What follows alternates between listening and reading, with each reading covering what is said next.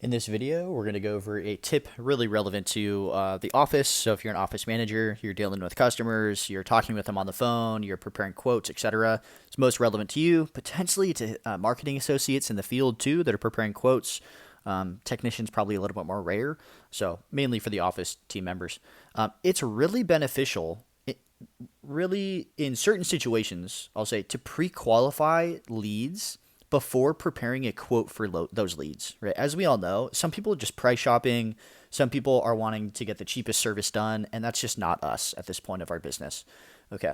So that's really the purpose of pre-qualifying is to ensure that, oh, our minimum price threshold is within their willingness to pay effectively. The minimum service that we can offer them is something that they can afford. They have the disposable income to pay for, and they have a willingness to pay for that service, right? Versus some people are going to be like, oh, gutter cleaning for $300. Oh, I don't pay more than $100 for gutter cleaning. It's like, man, you're never going to hire us. You need to find an owner operator that does it by themselves, that doesn't have a team, that is just doing this for pocket money on the side on the weekends or for the holidays, whatever. Some people are just not looking for professional services at the price points that they're honestly shopping at. So that's the benefit of pre-qualifying, is to focus more on customers that ultimately have disposable income and can actually say yes to our services. Okay.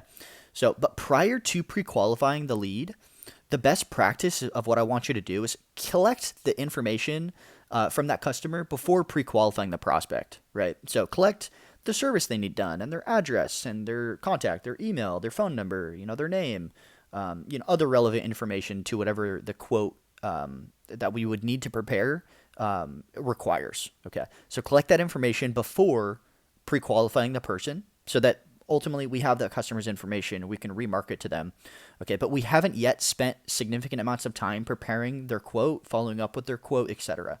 Okay, so after collecting the prospect's information, but before sending them a quote, best practice pre-qualifying them by clarifying the minimum price for the service that they are requesting. Okay.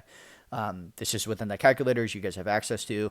So if they say yes, oh yeah, I'm willing to go forward. I want a quote in this case. If the minimum price is this, yeah, absolutely. It's within the realm of what I expect. If they say yes, then great, prepare the quote.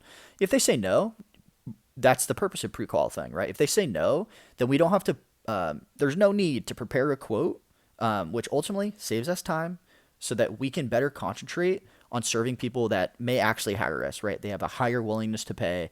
They potentially have more disposable income to pay for their service, et cetera. Okay, we're not wasting time on people that are going to inevitably say no once the quote is prepared anyways.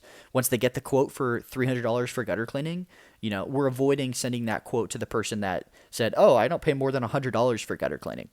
I tease because this was a legitimate experience that I had the last couple days, which is why I'm shooting this video.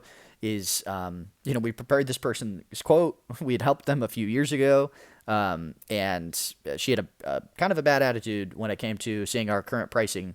And understandable. I hope she finds someone that fits her situation.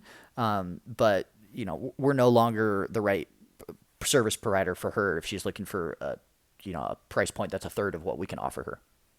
So when it comes to office team members, pre-qualifying the lead before preparing the quote by collecting the information, then mentioning the minimum price for the service and getting their acknowledgement that, yeah, that's within what I expect to pay, or it's likely to be greater than that, but this is the minimum price. And, that's fine with me. If we can prepare the quote, I'll get the email and text. We can potentially go forward. We could just better concentrate on serving people that are more likely to use our services.